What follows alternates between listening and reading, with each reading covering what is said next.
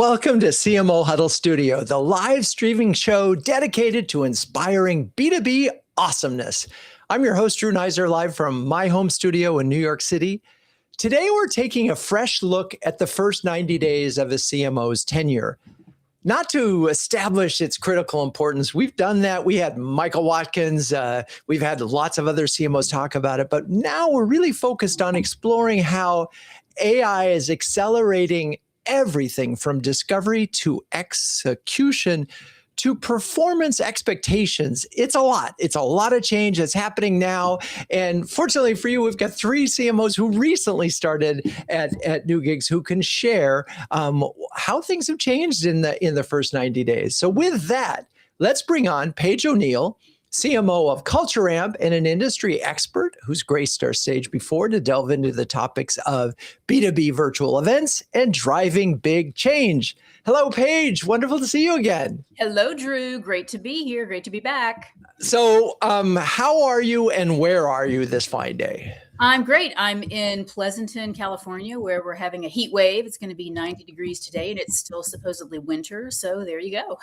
90 degrees. Yeah, it's crazy. You look at the weather map and it's record highs and record lows. It's a bizarre thing happening out there. Anyway, we're moving on and we're focused on the first 90 days. So talk a little bit about, we know that the first 90 days can shape a lot that follows. I mean, this is not your first CMO gig. You know how that important that time frame is. How did you approach that window when you joined Culture Amp?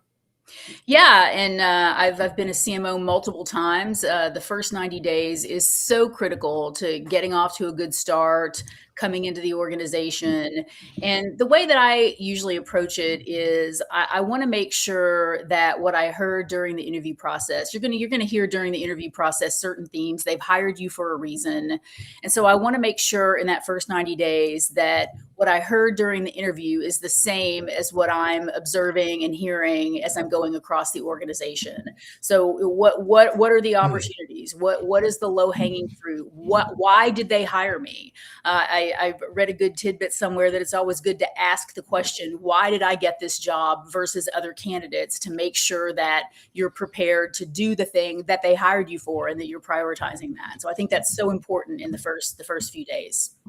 And hopefully, I'm guessing that the responses to that question, why did you hire me, weren't too big a surprise? Yeah, well, no. Can be an interesting. I mean, you usually know, but it's always good to ask, why did I get this job? Because typically It comes down to you and a final candidate. Why did they choose you for the role? And it's interesting to ask that question. And then that helps you align your priorities, because you pretty quickly want to go across the organization, listen, make sure you understand the priorities, understand and assess the team. Do any change outs need to happen? Do we need to augment the team anywhere? What are the critical gaps? And are you aligned with the executive team and the rest of the business on what you think the priorities are versus what they think they are? If not, then there's some work to do. And so sometimes we've heard this form. So you've done your listening tour, which you're doing in an accelerated pace. You're assessing the team to make sure you have the right people in the right spot based on your past experience. But the alignment with the executive team is often tricky because they might not know how marketing works, right? And so and yet most of the time it's, we want to grow. We want to grow faster than we did before. And often it's not a marketing challenge. So I'm just curious, in terms of, as you approach this, was there anything that surprised you in the first 90 days? I don't know that anything surprised me. I mean, I think that the good news is that what I heard during the interview process was very much what I observed when I came into the business.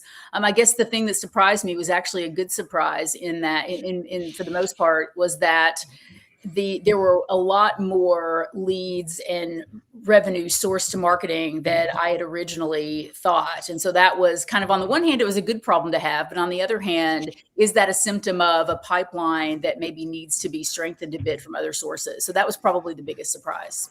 Interesting. So marketing was actually performing above what you thought it was doing. So, which is an interesting one because there are often times where things are working and you feel the need to change it just because you're the new person. And so that's got to be a tough temptation to fight as well.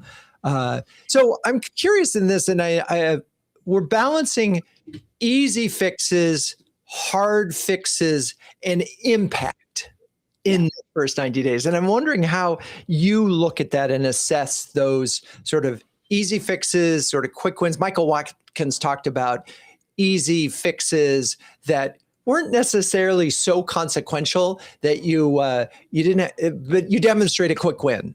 Yeah. Threw a lot at you. Yeah. Go And I think, the first thing too, and you mentioned this a little bit before, is and another good tidbit I picked up somewhere along the way is that, don't assume that your predecessor was an idiot. I think, it's easy to go in and think, oh, this person was here before and they did all these things and I'm going to change them. And I certainly made that probably mistake earlier in my career of just thinking, oh, I'm going to make change for change's sake. But in the case of Culture Amp, my predecessor was very much not an idiot. She did an amazing job and set up an amazing demand gen and pipeline generation organization. And so looking at the balancing the quick wins, which I agree, you always want to come in with a quick win.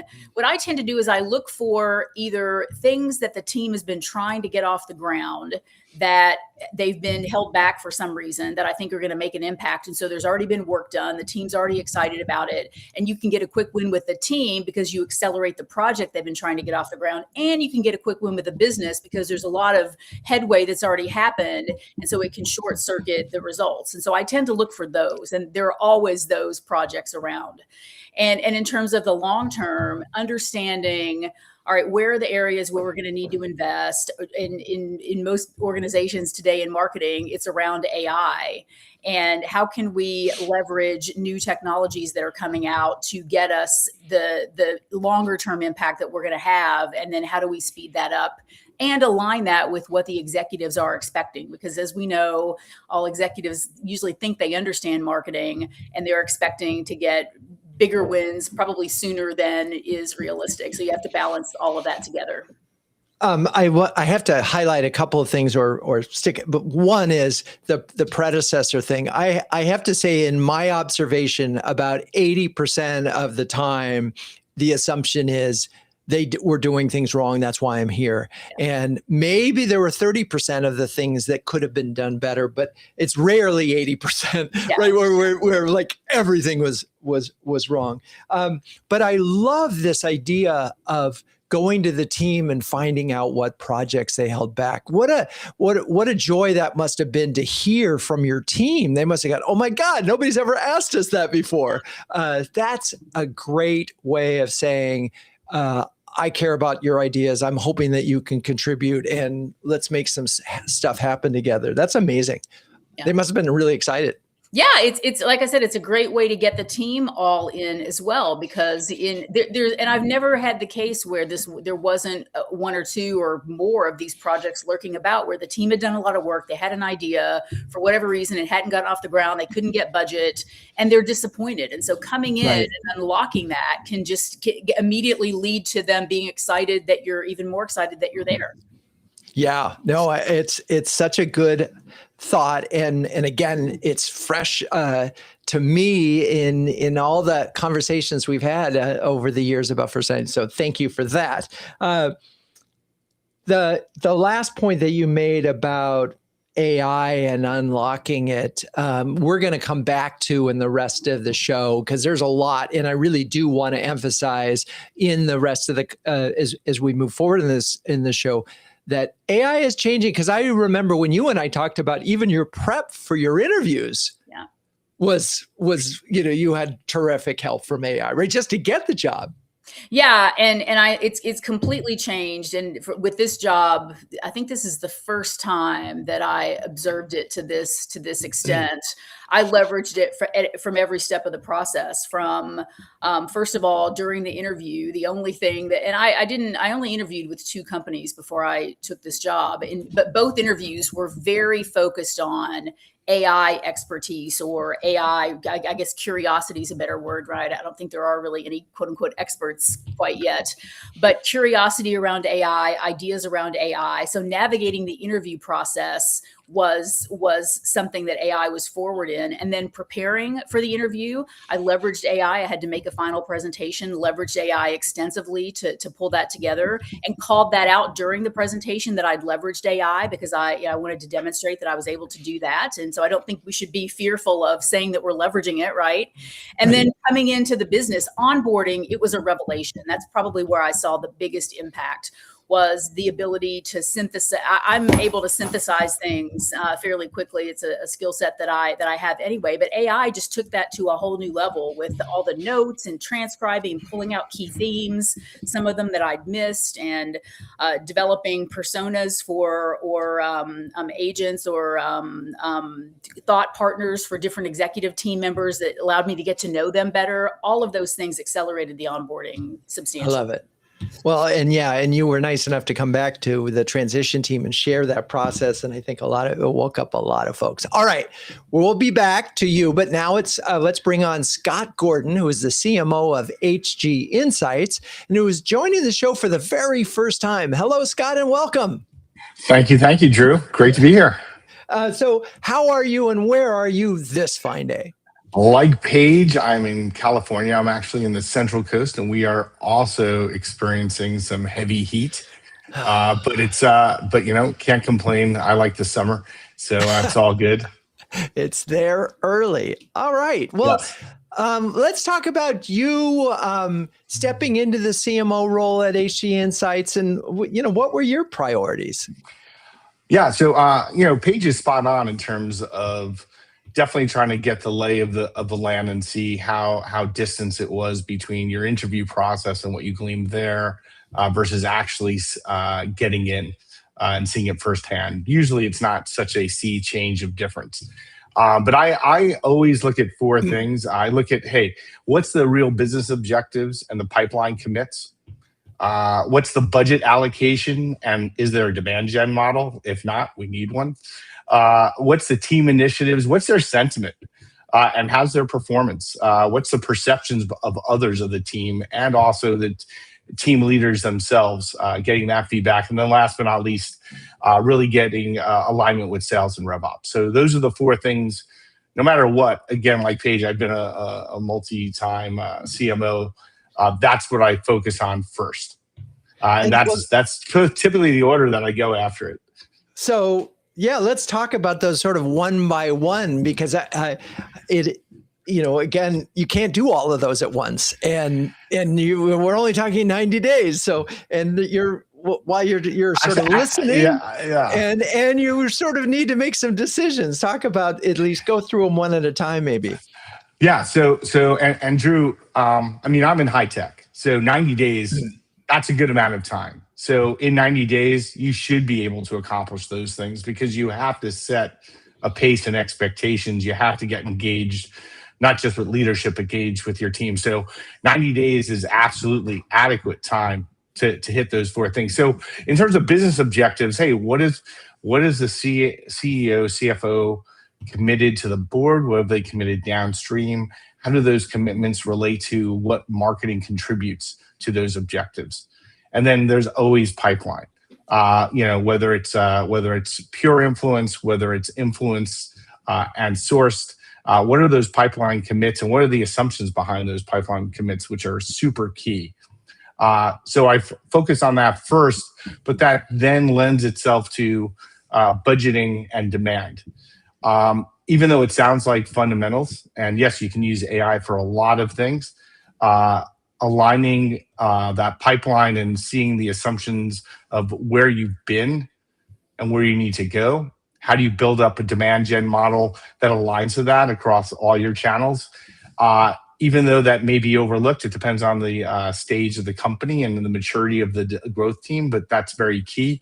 And then seeing whether budgets are realistic across programs, tools, and headcount. I know CMOs who've stepped into roles where they thought they had a real budget, 5-10%, and they get there and it's 1%, and yet the growth target is 25%. You say, those Yeah. are some distances that are just not humanly possible to sort of meet. And so when you see that budget and you see those demand goals and expectations, what is the sort of the process of, I mean, you don't want to be the guy to say, I can't do this. You said we were going to have this. But so how do you navigate that part? Yeah. Drew, that's a great question. And also a great observation. That's why, imagine if you got to that equation at the end of your 90-day cycle. That's why you got to do these things in parallel in 90 days and figure out, okay, what you can achieve, but you got to set the pace. So I don't think it's wise to be you don't have to be the person that says yes. You don't have to be the person that says, I'll do it no matter what the data tells me. So really being data driven and driving that in. Case in point, we reset expectations of percent contribution at my company, where I just joined, outside of where their original expectations were. And you never know how these expectations get built up and what data sources people use. Maybe they go to the Forrester, former Serious Decisions, the Forrester group, and they see all these great metrics, but they're really not that closely aligned to your B2B business. So you really need to look at the data and have that insight and have backbone. It's okay. You'd be surprised how sales, CFOs, and CEO leadership appreciate the fact that you're coming with data and saying, hey, this is what we can meet, or these are where we're not in alignment. Well, and I do think you have a little bit of time. That first 90 days is that moment when you can, because you're the new person, and we want you to sort of succeed, and you've noticed this issue, and you go, okay, because you can't do that in a year.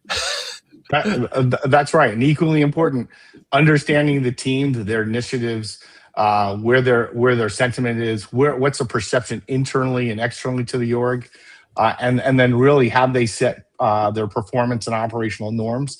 I never assume anything. I want to listen, take it all in, but that's that 90-day period, because that's going to set the pace and the agenda going forward. So we have our business objectives, and then we say, okay, with this budget, we can commit to this thing that marketing will be able to do. Talk about the team and the sentiment and how you go about sort of getting to know the team and who's going to be the right team for you moving forward.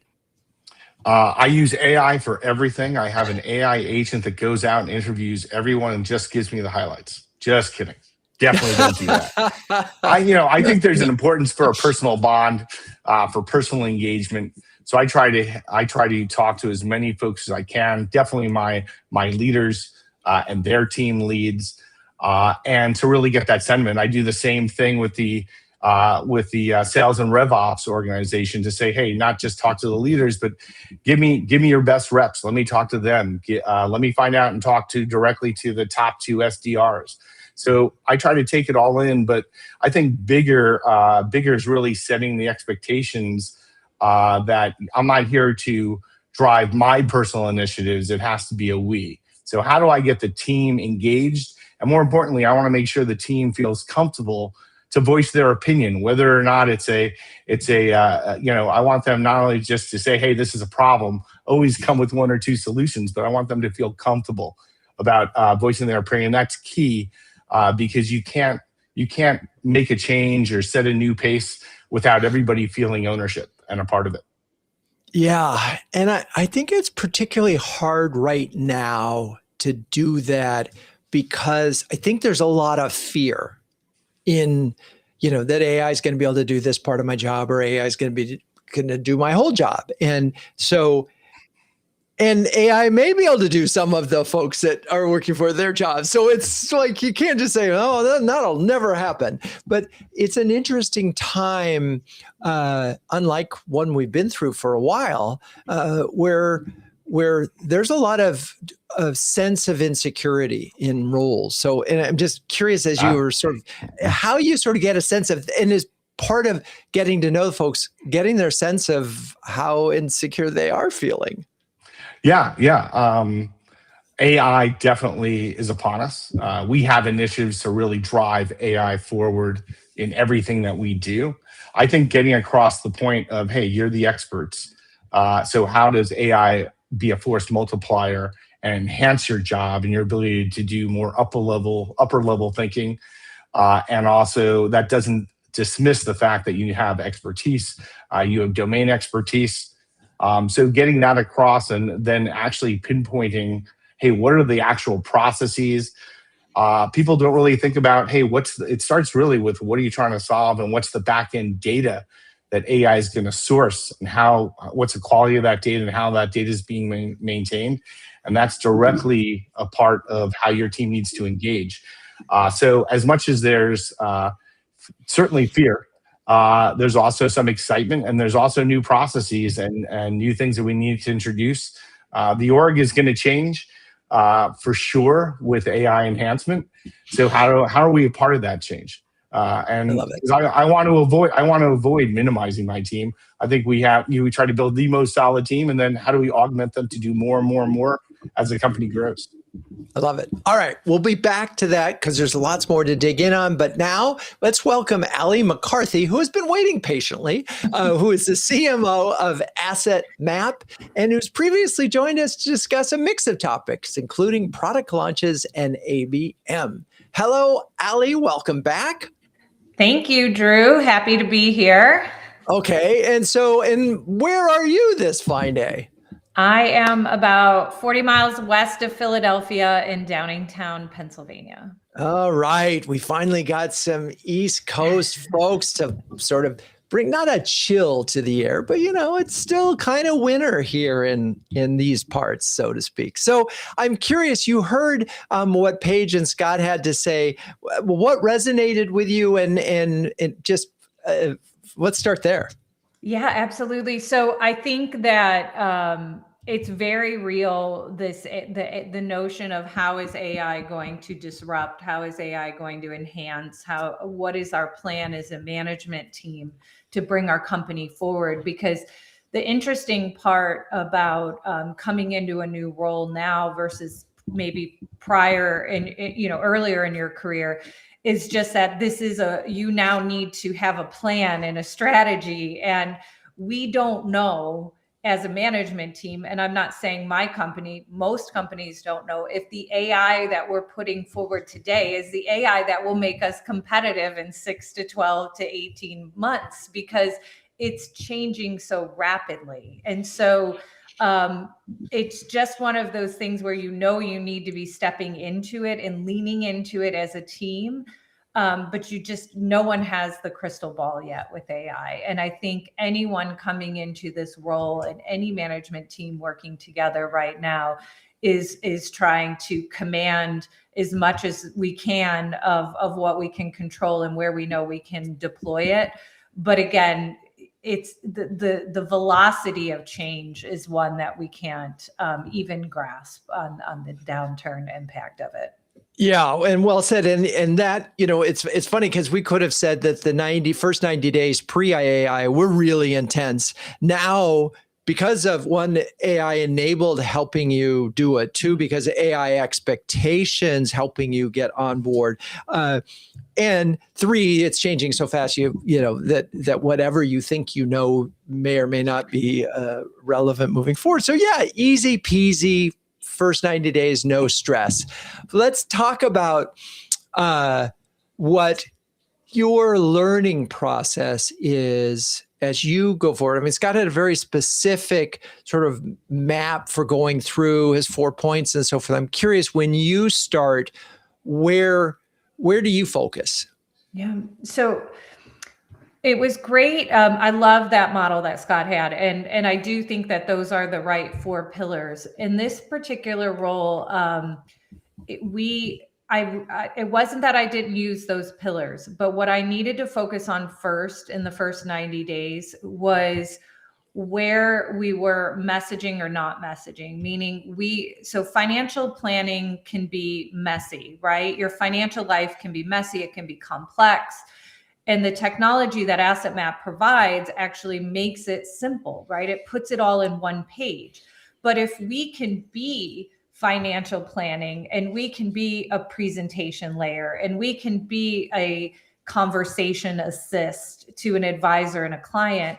Where do we begin, right? If we're solving so many problems, and the issue when I came on was just that we had all those opportunities. And so in the marketplace, we were a lot of things to the marketplace. And so what I needed to do first was really take all this beautiful, rich content that we had and now figure out, okay, where do we solve just one problem? We can solve multiple problems, but can the market just know us to solve one major problem? And so that's really where I found that I needed to focus, because the people are amazing. The product is amazing, right? The people before me had done a great foundation, but nothing, was infallible. I had to start somewhere. And this is where I think the best place to start was with assets. Well, and it's so interesting. I'm reminded of a story that, you read about when Steve Jobs came back to Apple and there were all these products and all these things, and he sort of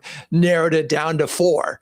And when it comes to marketing, to me, if you don't have a great core positioning with a focus that everybody in the organization knows about, then your salespeople are chasing anything that moves. Your demand gen people don't know really, well, this is as good as that. So, and you don't get better at serving one particular customer, and you don't get known for anything. So exactly. It feels like there is that.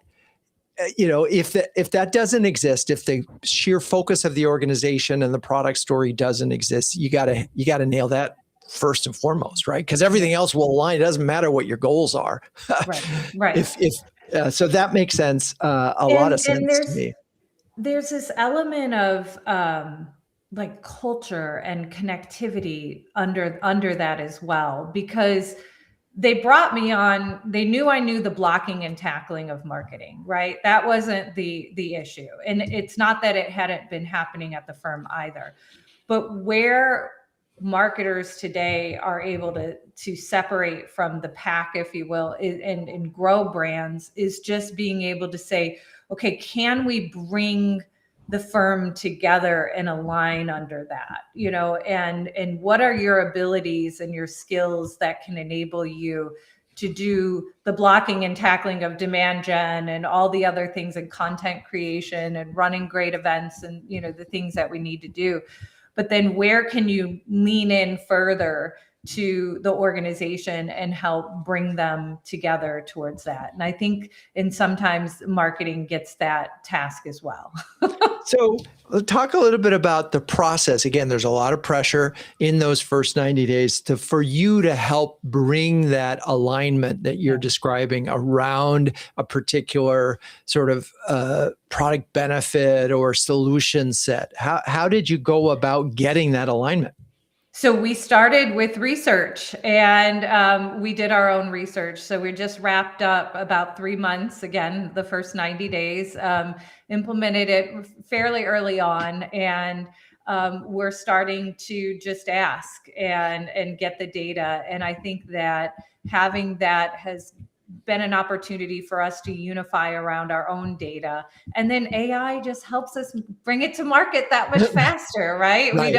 We can do a lot of that, but we can do some of the work with AI to help us bring some of the findings to market faster. So everything's accelerated, everything. Yeah, it's true. It's funny but what you're describing is using the time to build a strategic foundation. Sometimes in order to do that, you need to go out to your customers and the market to get more information. Yes, you could try to do that via, AI, but I don't know how accurate it would be. You could probably go to a company like Evidenza and get them to field it faster. From the research that you did, was it old-fashioned, one-on-ones? Were you fielding a survey? What kind of research did you do? We did. We fielded a survey, and we just hit folks in our target audience, and it was part of our just our inbound sequence. And every time, they came in, we were asking the same question. And so we started to find a lot of things that were interesting that we knew, but a lot of things that we a lot of green shoots coming out of it. And I think that that's the opportunity of just, you can look at the data that you have, and it's of course going to validate some of the themes that bubble up, but everyone's at a different place in their, how much their data lake is unified, right? And sometimes it's nice if you're just to start fresh with one little project like this, Right. because I could debate, if I was just pulling up old content, it could be, well, that was, that's not relevant for this, that, the other reason. And so I was like, you know what, I control it. I have a research background. So I was like, you know what, I'm just going to do it, and I'm going to do it myself, and I'm going to own it. And I think that that's was me able to put my own signature on it, if you will, and to be able to control one thing in those first short 90 days. So. And I'm sensing that you had the liberty of doing that. The house wasn't on fire. Like that might not be the solution if like their demand, like the pipeline is empty, but this is the business is doing fine. There's things that are, there's somewhat of a flywheel. We're trying to figure out how can we accelerate it by being more focused. So again, I do think the first 90 days can be very different for every CMO, depending on the situation they're walking into. And in yours, it sounds like there was an opportunity to narrow, bring focus, but you had to make the business case and you had to prove it. You needed data.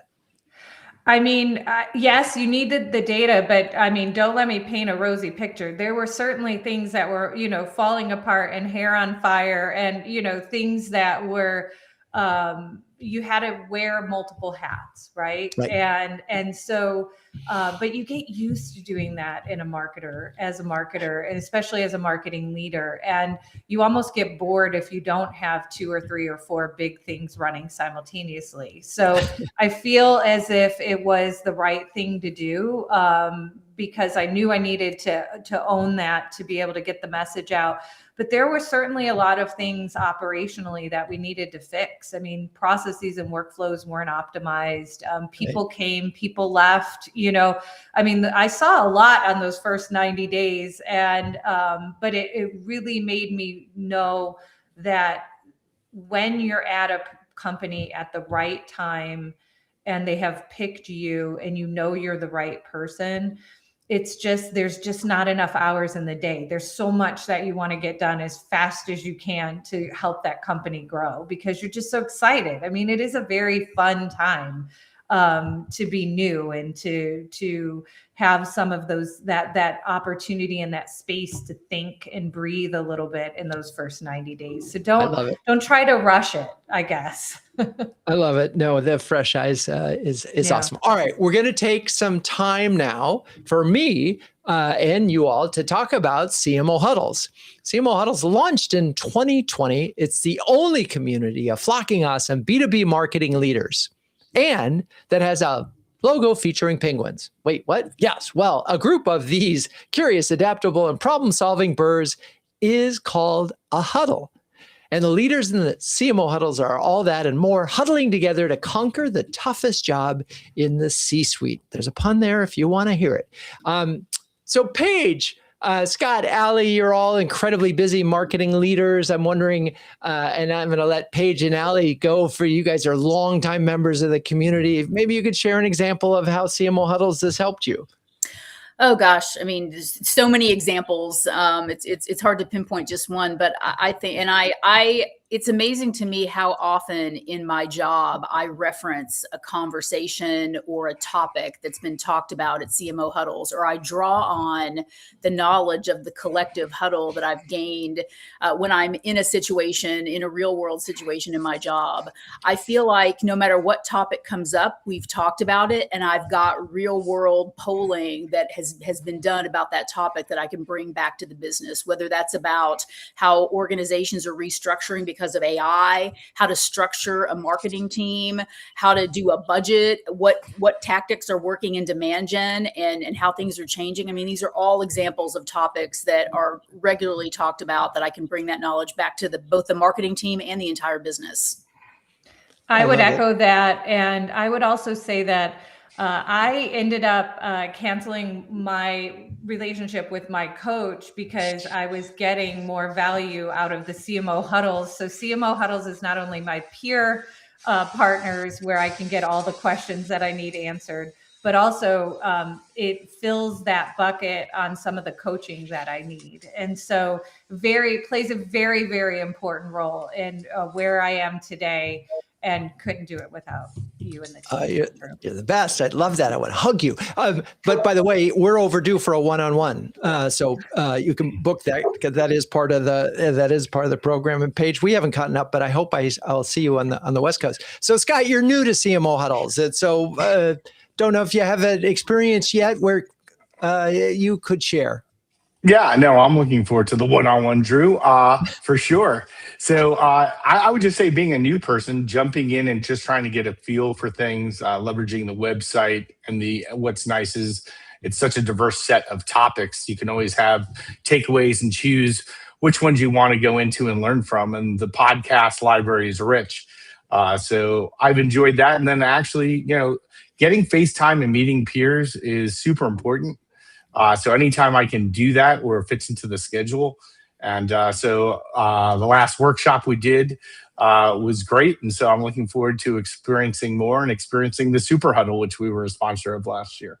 I love it. All right. Well, we're so appreciative of the three of you. If you're a B2B marketing leader who wants to build a stronger peer network, gain recognition as a thought leader, and get your very own stress penguin, there's one back there, please join us at cmohuddles.com. Okay, let's get back to this topic.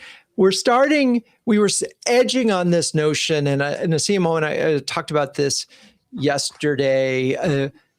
You're the new CMO, and you've got a staff of whatever size that came in. If you were starting from scratch, this is the question that I want to ask it. If you were starting at a new company and a new marketing department, would you be thinking about that department completely differently than you do the team that you've inherited? And it's an interesting philosophical question, but it leads to also, how are you going to be able to evolve your teams to sort of be, I'm going to use the cliche, AI first. So Allie, do you think if you started fresh, you would be designing a completely different team?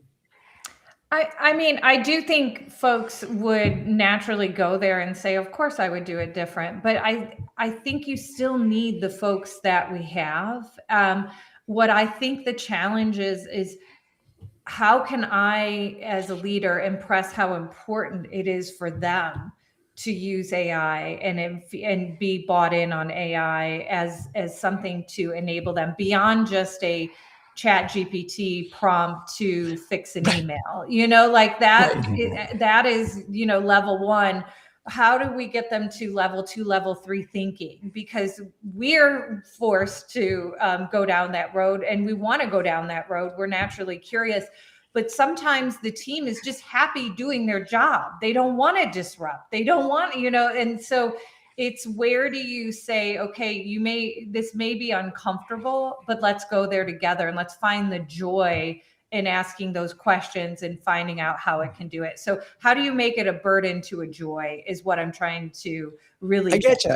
So Scott, I'm curious, because do we add to the first 90 days, this sort of the AI literacy of every member of your team from, one to, I know that a CMO in our community, actually their whole company now, everyone is measured on a scale of 1 to 5. No one will be a 5 because that's someone who works at Anthropic, but it would be unacceptable for anybody to be a 1 in 3 months.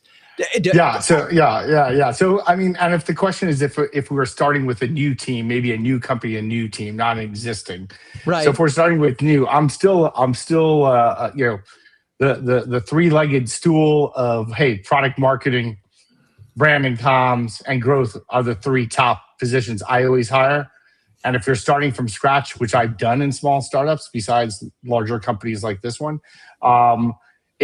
it's no, I look for extremely hands-on folks to be leaders because they set the pace. But now with AI, I would say it has to be not just hands-on, but it does have to be AI engaged and savvy. That world has changed. For 2 years from now, not even I'm looking at my organization saying, hey, I have a direct report with an AI leader, an enabler, literally on my team, which I've never had before. Right. And not like that, but now I'm looking at, okay, how do I augment that team with GTM engineering and with how that's going to engage? So that's different from what I've done in the past. And that probably will be a spearhead if I were to start from scratch as being the fourth leg of the stool now. Paige, curious from your standpoint, and it's great to disagree at any point in time, or at least have a different point of view. I did talk to a CMO who was worried that didn't have a product person, but they said, you know what, I built a product GPT to hold me for a while. I'm curious, and it's working for them.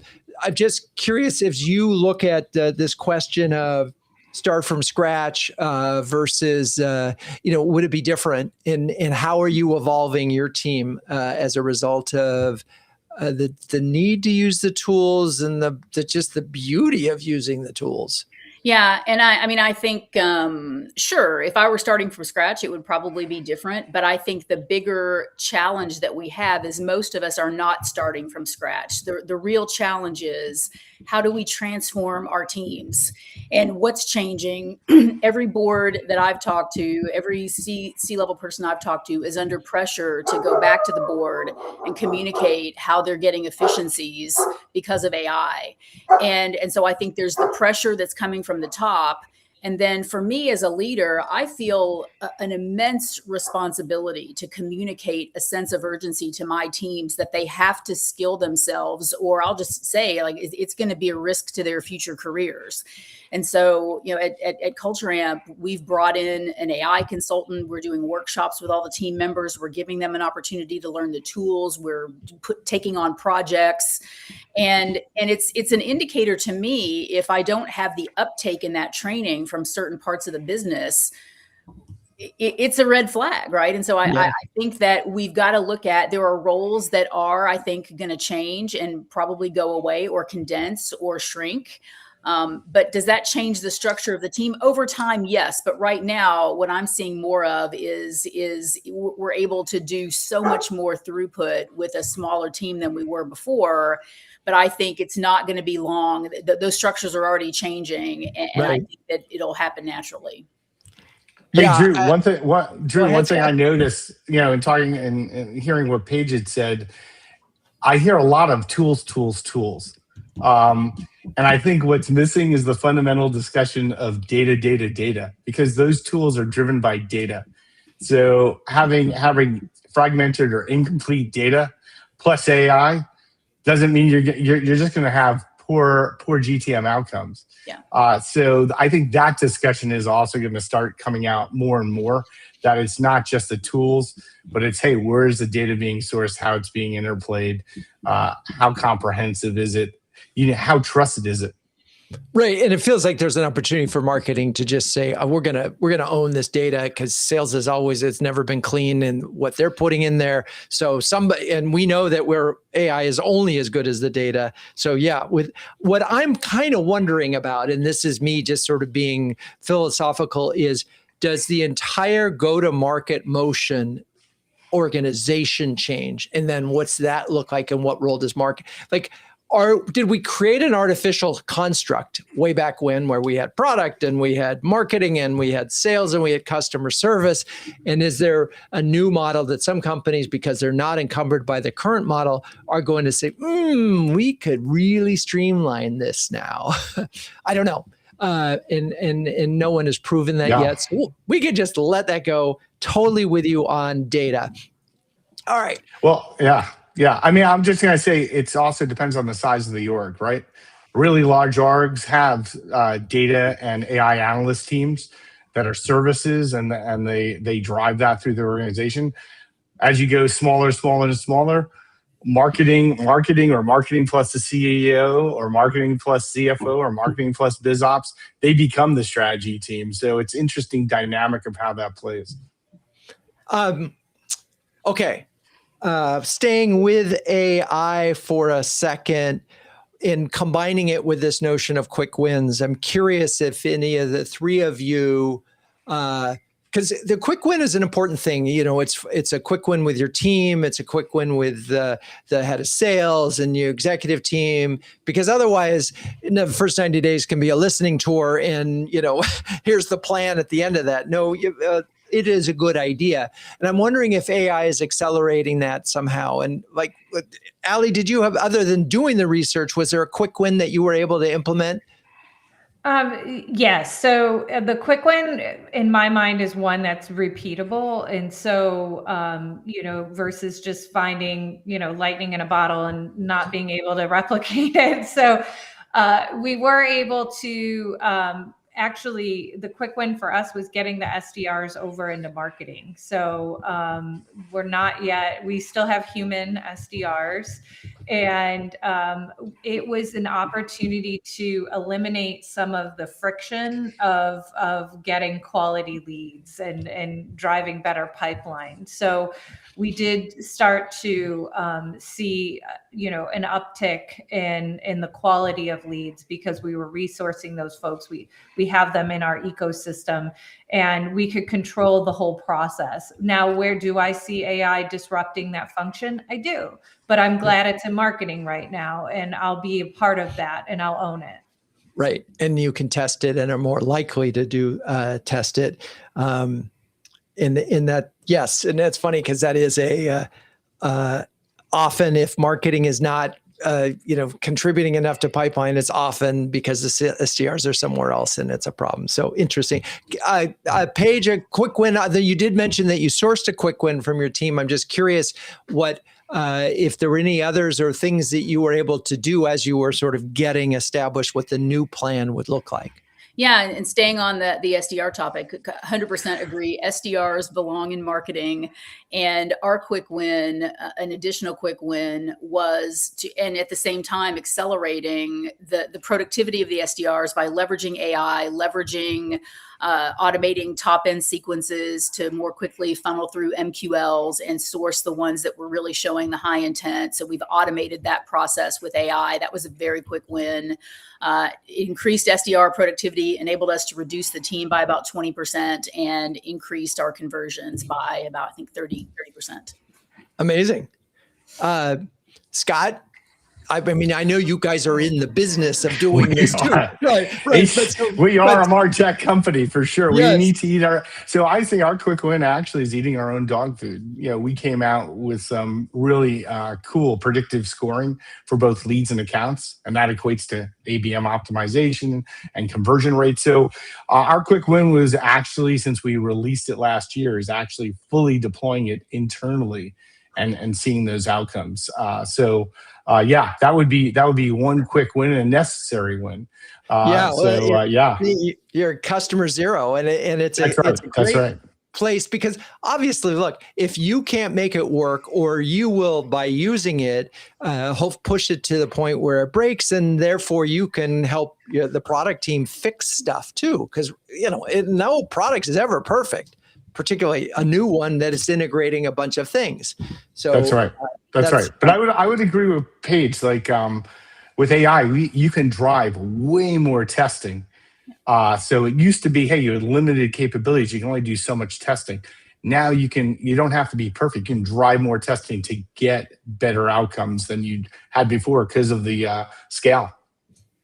And interesting, because that comes into this first 90 days, because if you have the mindset of we want to get more tests out there right away, there's a wonderful sort of innocence to it, which is, hey, we might discover something and learn something that are going to help us make some really big decisions. So yeah, adding tests and the fact that you can do them so much faster is amazing. Well, we're out of time here. So what we need from each of you are some final words of wisdom. And I want you to reflect on the discussion that we've had and sort of say, what was your single most important takeaway from what could have been something you said or something that someone else, for someone trying to start strong in a new CMO role? And we'll do this in reverse order. So Ali, you get to go first.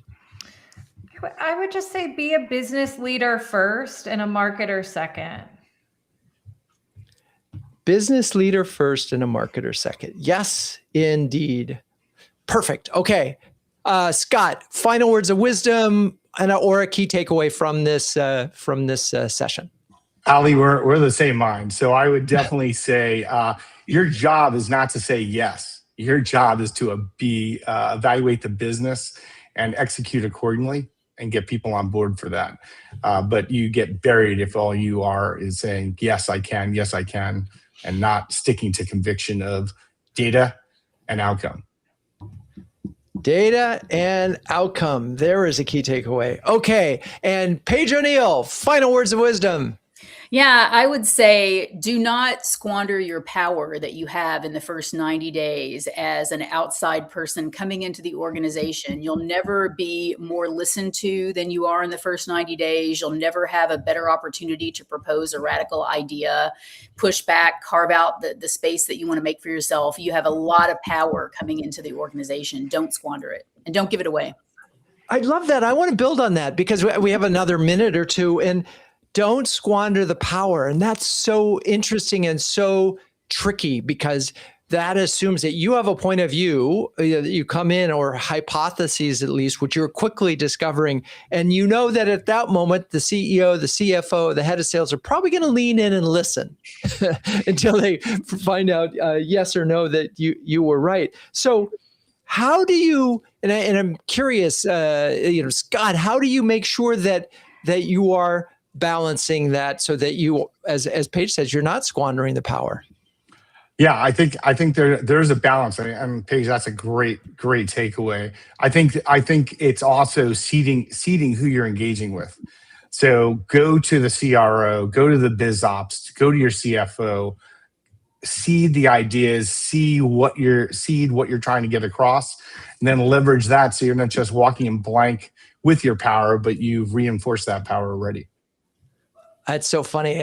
I'm just having this vision of walking in with your superhero costume on that is immediately stripped away after 90 days, but you've got it for your bulletproof for those first 90 days. Ali, any thoughts on not squandering that power? I think it just comes from a place too of caring enough to have empathy and listening to those other department heads that you have. That it's that balance of you have that power, and you're using it to gauge a deeper relationship with those folks. And so that, because this is supposed to be a long-term partnership, right? We're partners in the business.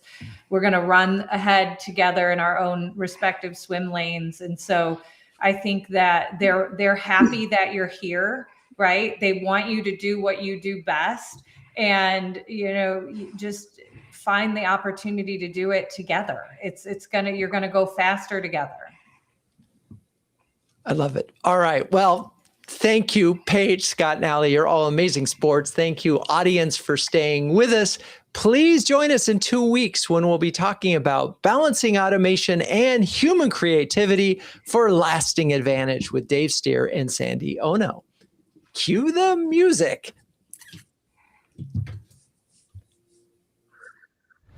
CMO Huddles Studio is produced by Melissa Caffrey. Our production assistants are Laura Parkin and Ishar Cuevas. If you'd like to learn more about CMO Huddles, please visit CMOHuddles.com. I'm your host, Drew Neiser, and until next time, keep on sharing, caring, and daring each other to greatness.